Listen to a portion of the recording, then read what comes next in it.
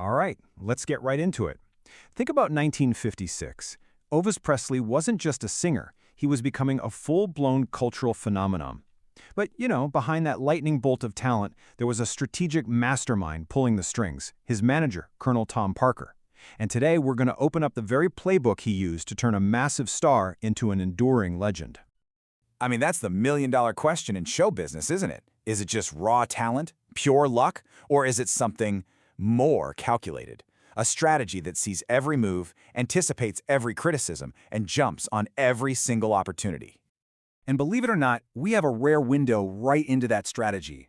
See, in a super candid interview from back in August of '56, Colonel Parker basically laid out all the core principles of how he managed Elvis.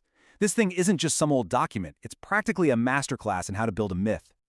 So Parker's first rule was completely, and I mean completely, counterintuitive for the time.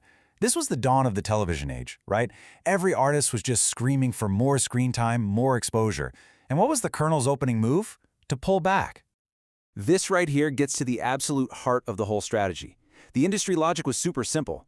Get your artist on TV as much as humanly possible. But Parker, no. He saw it totally differently. He believed that being everywhere all the time didn't create value. It actually watered it down. And here it is, right from the man himself. Parker knew that turning an Elvis appearance into an event, instead of just another regular Tuesday night thing, was the key. See, he wasn't just managing a singer, he was managing audience demand. By making those appearances rare, he made them precious. And you know what? He had the data to back it all up. He literally noticed that when Elvis was on TV for 6 weeks straight, the fan mail, it actually dropped. But when they spaced out his appearances to, say, every couple of months, it just skyrocketed. The public was telling him exactly what they wanted, to be kept wanting more. Of course, when you create that kind of buzz, you're also going to attract a ton of criticism. Which brings us to the Colonel's second play, not just dealing with the negative press, but actually turning it to his advantage. This was a really common attack. So after Elvis signed with their big rival, CBS, for The Ed Sullivan Show, an NBC executive supposedly just dismissed him as a fad. A classic case of sour grapes, but a pretty damaging thing to say. So how did Parker handle it? With an absolute tactical masterstroke. He didn't just deny it, he exposed the hypocrisy. He just calmly pointed out that the very same network, NBC, had been desperately trying to sign Elvis for a long-term contract. It's like, checkmate. Okay, so this was the other big one.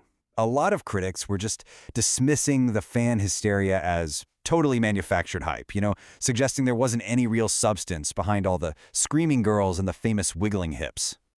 Well, Parker had a whole arsenal ready. First, he challenged reporters to just go see a show for themselves. Second, he'd point to the box office. The crowds were getting bigger, which proved it wasn't just a one-time thing. But his last point, that was the real knockout punch.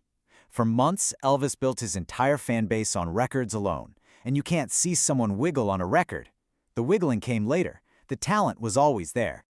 The interviewer then asks him this famous question straight up. Was all this controversy, all this ink spilled by angry columnists, was it actually good for business? Was every single attack just more free publicity? And Parker's answer is just pure pragmatism. He's like, look, I don't care if it's a boost or a knock. He cared about one thing and one thing only, name recognition. To him, the fact that people were talking, whether it was good or bad, was the real goal. And wow, was it working? Okay, but once you have the whole world's attention, you have to start shaping what they see. And that leads us to Parker's third big play, carefully curating the Elvis myth. This was all about humanizing the icon, making him seem relatable, even as he was becoming this larger-than-life figure. So take this number, 4. This was how many Cadillacs Elvis had reportedly bought, and it became this huge symbol of his insane spending. I mean, for a 21-year-old kid from Memphis, it sounded like pure rock and roll excess, the perfect story for the tabloids. But Parker, the master storyteller, just skillfully reframed the whole narrative. He made it clear it wasn't about excess. It was about loyalty and generosity. 2 of those cars were for his bandmates, 1 was a gift for his parents, and only 1 was for him. And just like that, the wild spender becomes a good son and a loyal friend. And this went for everything. The myth was that he had this superhuman appetite, a sign of his wild, out-of-control nature. The reality? Parker just laughed it off and said he actually ate less than most people. Just a couple of eggs for breakfast. See? He's just a normal guy. And the whole girl chaser image, Parker flipped that on its head too. He painted a picture that Elvis wasn't some predator hunting for dates. No, he was a young man so completely overwhelmed by fans asking for autographs that he didn't even have time to chase anyone. It's a subtle but absolutely brilliant piece of PR jujitsu. So what does this all add up to?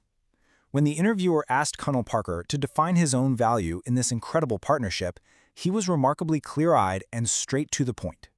He basically boiled it all down to two things: contracts and promotion. He was the businessman, the strategist, who knew exactly what Elvis was worth and wasn't afraid to fight for it. He handled all the deals and all the press, which freed Elvis up to do the one thing only he could do.